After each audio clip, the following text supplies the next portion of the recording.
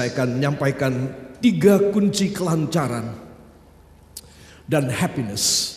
Saudara, 3 kunci kelancaran. Apa saja yang lancar, yang saudara harap dari Tuhan, ya saudara, dan happiness, kebahagiaan. Saudara, kalau semua lancar, saudara, engkau akan bahagia, engkau akan happy, ya saudara. Tetapi kalau ada hambatan-hambatan, saya tidak bisa happy, saudara tidak makan enak, tidak bisa tidur enak, ya saudara, kepikiran terus menerus, pikiran kita tegang, ya saudara. Tetapi kalau semua diberi kelancaran oleh Tuhan, kita bisa happy. Amin.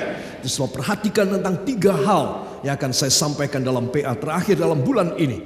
Para kekasih, lebih dahulu kita akan membaca sebuah ayat yang terdapat di dalam kitab Mazmur.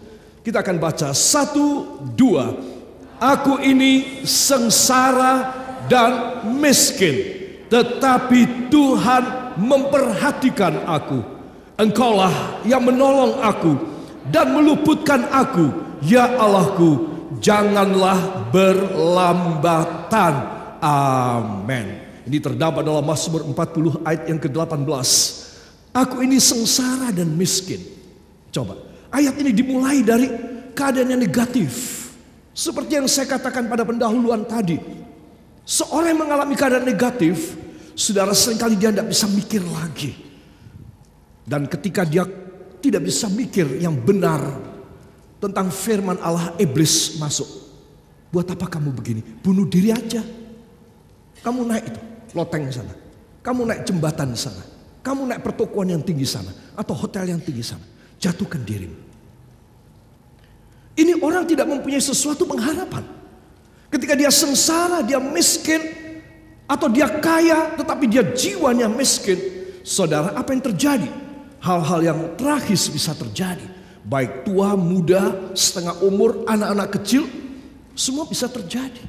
Saudara, kenapa? Karena dia merasa sengsara, dia merasa sekeng dan tidak berguna. Anak-anak Tuhan, ada kalimat berikutnya. Tolong dibaca kalimat berikutnya. Tetapi Tuhan memperhatikan aku. Perhatikan ini, ya saudara. Jadi aku sengsara dan miskin boleh terjadi. Ya, semula kaya raya, semula diberkati, tiba-tiba katakan habis. Ya saudara, katakan habis. Saudara, nah langsung dia sengsara, langsung dia miskin. Tetapi anak Tuhan, katakan, tetapi anak Tuhan berbeda. Karena Allah Bapa memperhatikan dia. Jadi ada bedanya. Amin. Ada bedanya. Jadi kalau saudara yakin saudara berbeda, maka saudara harus memegang perjanjian Tuhan ini. Tua muda, laki dan wanita, saudara harus pegang perjanjian Tuhan ini. Ketika aku sengsara dan miskin, Tuhan memperhatikan aku. Amin. Tuhan yang memperhatikan. Artinya dia kepikiran. Dan pemazmur mengatakan, engkaulah yang menolong aku dan meluputkan aku, ya Allahku. Janganlah berlambatan. Senang apa tidak? Dia akan cepat. Oke, aku akan cepat menolong. Saudara-saudara, itu sebab Anda dan saya, kita menjadi anak Tuhan yang harusnya itu happy.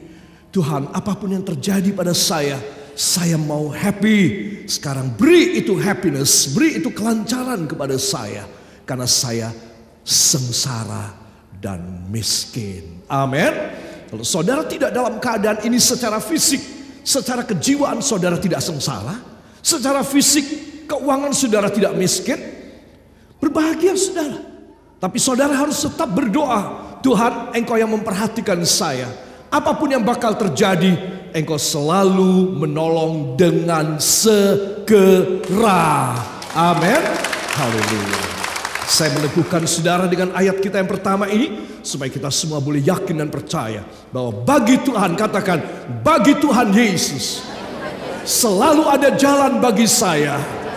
Dalam nama Yesus, hidup saya akan selalu legi. Beri tepuk tangan sekali lagi bagi dia. Haleluya. Kunci yang pertama adalah filosofi Allah.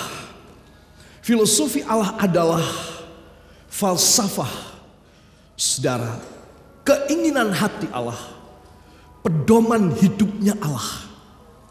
Apa sih pedoman hidupnya Allah? Bahwa Dia akan mempercepat pertolongan. Jadi Tuhan, kalau Engkau menolong saya dan saya tidak boleh khawatir, oke Tuhan, tapi jangan lambat Tuhan. Cepat ya Tuhan. Jadi inilah kunci pertama, yaitu filosofi Tuhan. Isi hati Tuhan. Ya, pedoman hati Tuhan aku mau kasih cepat kepada kamu. Katakan, pedoman hati Tuhan mau menolong saya secepatnya. Nah, ini kunci pertama harus dipegang. Jadi kalau saudara dalam keadaan susah, saudara dalam keadaan yang Tuhan, saya sudah berbulan-bulan, bertahun-tahun saya tidak menerima pertolongan. Ayo sekarang saudara diminta beriman kepada firman Tuhan. Saudara diminta untuk bersungguh-sungguh yakin 100% pada pertolongan Tuhan. Engkau mesti cepat, engkau tidak akan berlambatan. Kenapa saya lama tidak terima? Barangkali ada sesuatu kesalahan pada saya. Nah, jadi kalau sudah lihat kunci pertama ini, kunci pertama, Tuhan mau tolong cepat. Kenapa saya tidak menerima pertolongan? Satu, saya harus mengubah permohonan. Doa saya harus dirubah. Saya tidak minta A lagi, saya akan minta B. Jadi saudara jangan ngotot A terus sampai mati. Oke. Tuhan barangkali tidak berkehendak memberi A kepada saudara, tapi saudara dan saya tetap minta A. Ganti dong yang kreatif. Jangan tidak kreatif. Minta yang lain. Katakan minta yang lain. Pasti Tuhan mempertimbangkan. Jadi saudara tidak boleh bersikukuh dengan apa yang menjadi kebutuhan, kerinduan, dan obsesi. Saudara, engkau harus bersiap. Aku rubah permintaan. Ini satu. Dua, sudah saya rubah Tuhan permintaan saya. Sampai 3 kali saya rubah. Tapi engkau tidak memberi kepada saya. Maka jawaban yang kedua, ya saudara, ya, troubleshooting yang kedua adalah saya di dalam dosa. Pasti saya berdosa. Orang yang berdosa memutus jawaban dari Tuhan. Amin. Amin. Jadi orang yang berdosa memutus jawaban. Jadi kalau bukan pertama, saya sudah benar yang pertama, saya rubah permintaan. Oh, saya sampai 2-3 kali merubah permintaan saya. Dan saya menyerah kepada Bapa.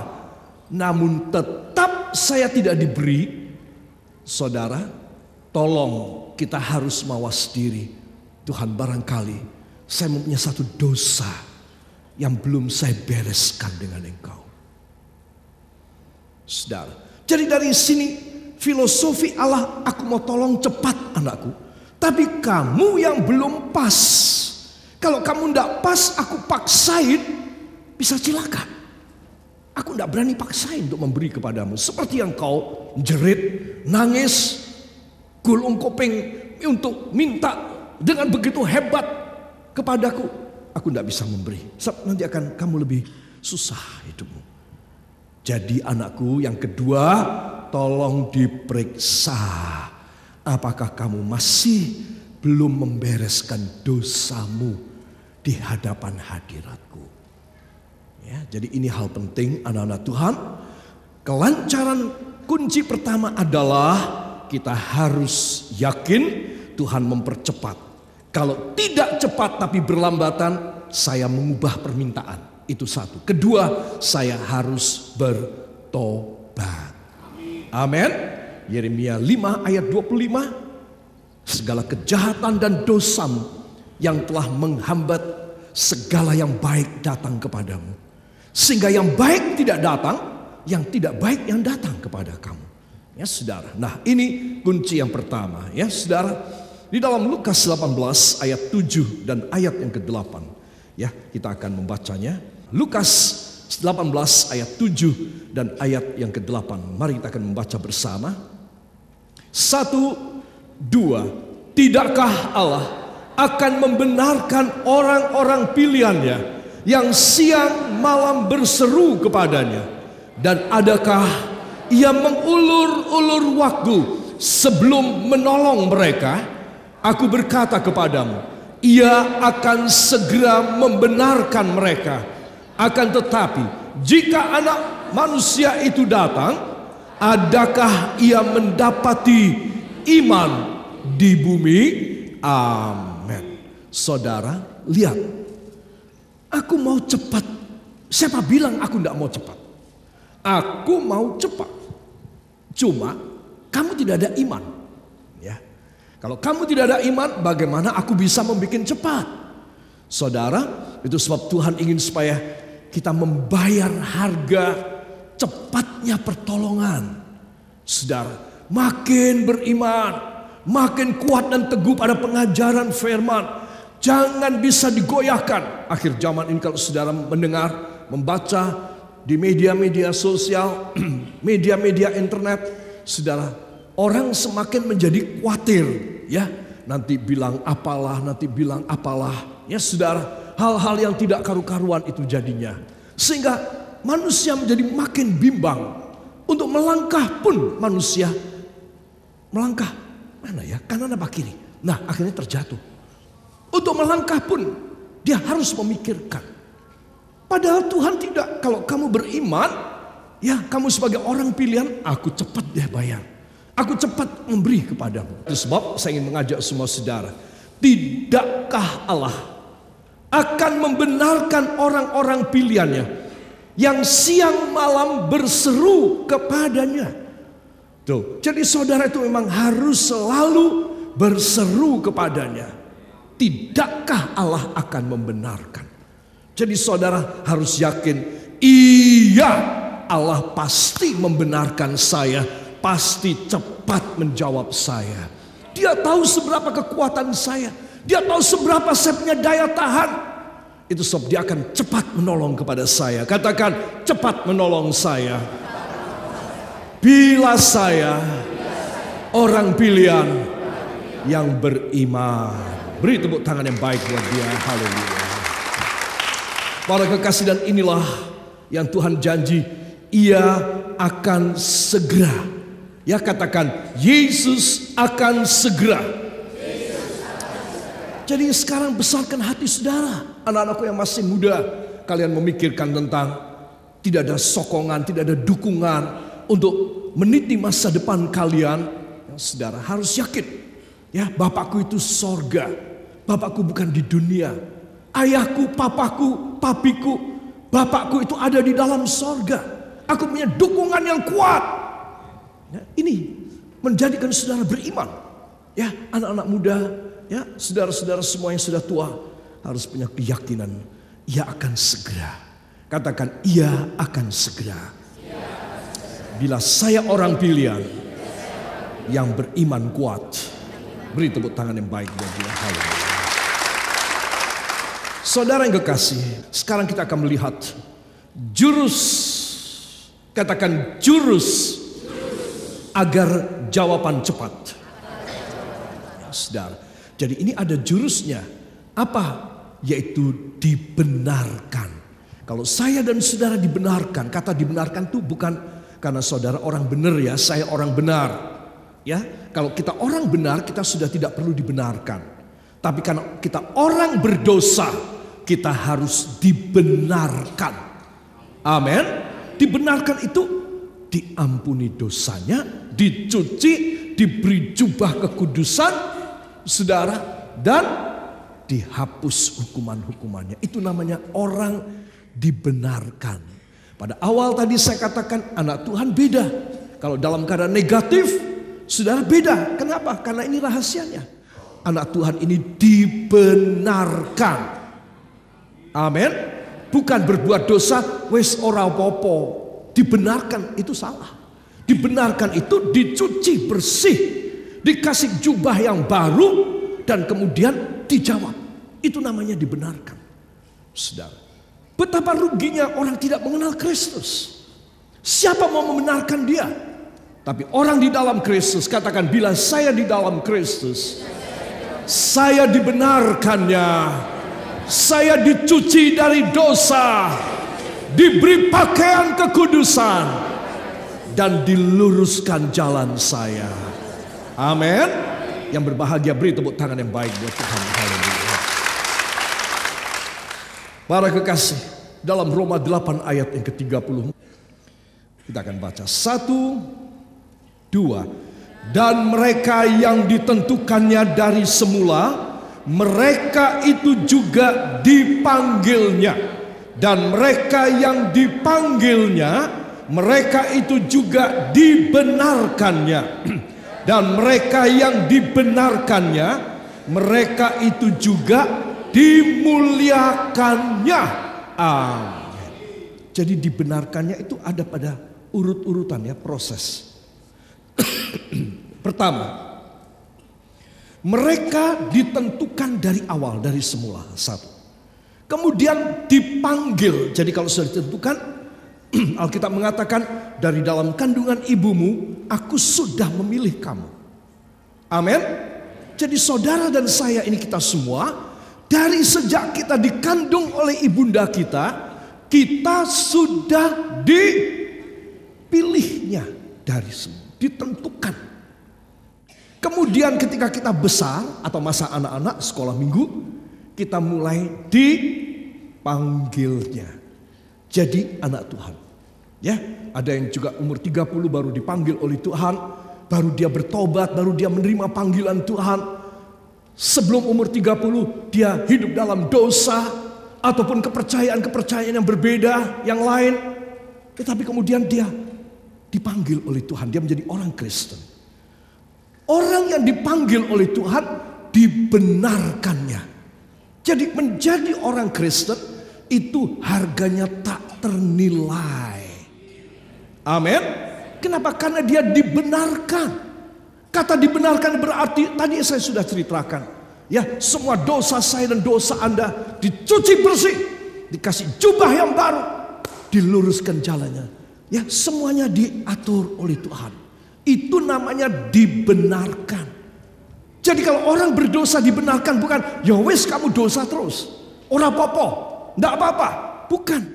Saudara, tapi kita diambil, dicuci, diberi pakaian yang baru, jubah kemuliaan, dan kita dikasih jalan yang mulia. Amin. Hebat sekali. Menjadi anak Tuhan itu luar biasa. Siapa yang merasa happy, angkat tangan, ucapkan terima kasih kepadanya. Terima kasih Bapa. Terima kasih Yesus, menjadi anakmu itu luar biasa. Dari pengalaman yang kami tidak mungkin dapat, Engkau memberi pengalaman dari sorga, sehingga kami mempunyai pengalaman hidup yang luar biasa. Hanya di dalam nama Tuhan Yesus Kristus, Juru Selamat dan Penebus kami. Kita yang percaya mengaminkan. Amin. Beri tepuk tangan yang baik buat dia. Saya ingin saudara berdiri sejenak dan tolong pergi keluar dari bangku saudara, pergi kepada orang lain dan katakan, tahukah Anda kalau kita menjadi anak Tuhan itu luar biasa. Ayo tolong ya, berantakan sebentar. Ayo keluar dari kursi saudara. Tahukah ibu, bapak, adik, mas, taci, koh, dek, bahwa menjadi anak Tuhan itu pengalaman luar biasa. Amin. Ini hebat sekali. Itu sebab Anda dan saya harus menghargai semua pemberian, proses pemberian Allah. Baptisan air, saudara harus masuk di dalamnya. Perjamuan kudus harus makan dan minum. Pendalaman Alkitab hari Jumat itu penting sekali, saudara. Karena ini proses pertumbuhan. Kemudian saudara pergi keluar melayani jiwa-jiwa. Ini tanda bahwa saudara dewasa, Kristen dewasa. Pergi keluar, membawa jiwa-jiwa datang kepada Kristus. Ini penting sekali. Saudara, engkau ada dalam rencana Allah yang tidak pernah putus. Amin. Kalau saudara dalam rencana Allah yang sempurna, tidak ada di antara kita yang hidup sengsara dan miskin. Saya yakinkan Anda, karena ini adalah firman Tuhan. Orang yang dibenarkan nggak mungkin sengsara dan miskin. Orang mungkin. Saudara, itu sebab Anda dan saya harus pegang perjanjian Allah ini. Tuhan, saya pegang perjanjian-Mu, karena Engkau Bapa yang luar biasa. Amin. Yakin demikian? Tolong kasih jabatan tangan seseorang, katakan, dia Bapak Anda yang luar biasa, dan dia juga Bapak saya yang luar biasa. Amin. Yakinkan diri saudara. Haleluya. Yang kedua, Matius 15 ayat 22, 26, 27 dan 28. 1, 2. Maka datanglah seorang perempuan Kanaan dari daerah itu dan berseru, "Kasihanilah aku ya Tuhan, anak Daud, karena anakku perempuan kerasukan setan dan sangat menderita." 26. Tetapi Yesus menjawab, "Tidak patut mengambil roti yang disediakan bagi anak-anak dan melemparkannya kepada anjing." Kata perempuan itu, "Benar Tuhan, namun anjing itu makan remah-remah yang jatuh dari meja tuannya."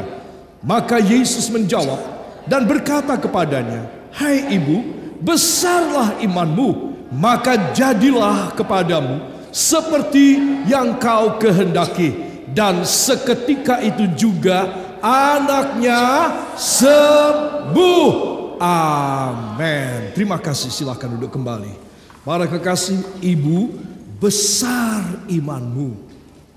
Coba, ini satu ujian yang diberi oleh Tuhan Yesus pada ibu ini. Ibu ini sengsara, ibu ini miskin. Alkitab mengatakan uangnya sudah habis untuk tabib, tetapi anak perempuannya tetap dirasuk setan. Tidak ada kesembuhan sama sekali. Uang habis. Betapa pilu dan tergores, terlukai dia punya hati. Anak gadisnya dirasuk setan. Mending kalau anak laki tidak begitu memalukan. Anak perempuan, wah, dia sudah, mukanya ini sudah dia tebal-tebalkan menghadapi masyarakat. Dia harus menanggung malu dan harga diri yang hancur. Sebab dia datang mencari Tuhan Yesus. Dia ngoyo dan dia nekat banget. Saudara, dia mencegat Tuhan Yesus. Apa jawab Tuhan? "Ibu, gak pantas ya kalau roti itu diambil dari meja terus dikasih sama anjing." Wah, menurut saudara ini jawaban dari Tuhan Yesus ini enak apa tidak enak? Jawabannya apa? Enak apa tidak enak? Tidak enak. Bahkan sangat merendahkan. Saudara, di dalam tatanan masyarakat zaman dulu, dituliskan dalam kitab Talmud, saudara, maka hinaan pertama yang paling enteng adalah anjing. Hinaan kedua yang paling berat adalah ular beludak.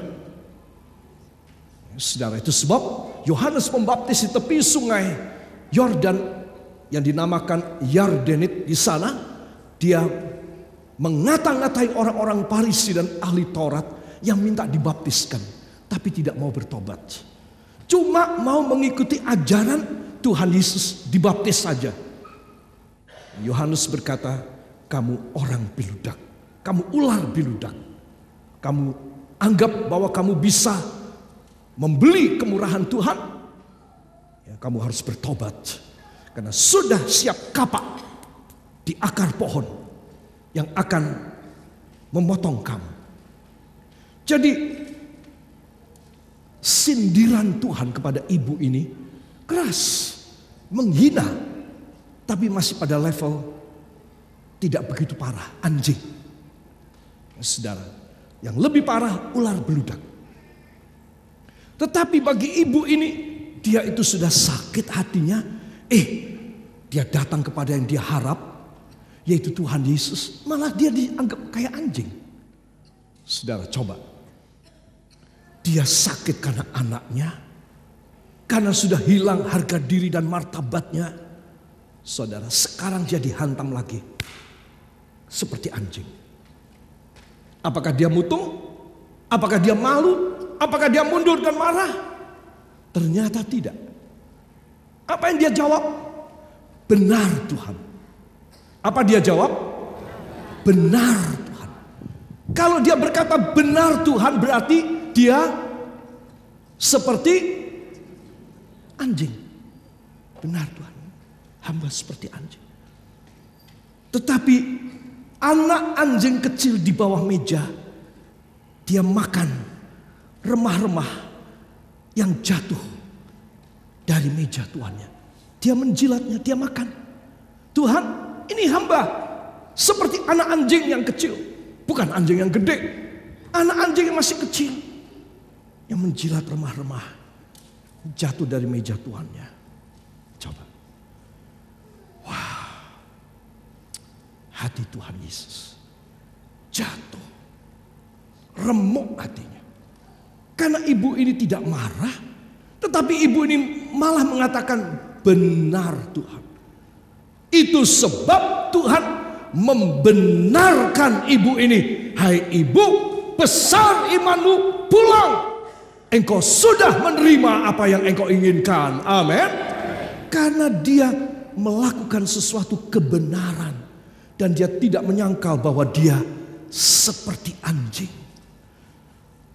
Saudara, banyak orang tidak bisa menerima. Itu sebab tidak dibenarkan. Hanya mereka yang mau merendah, mereka akan dibenarkan.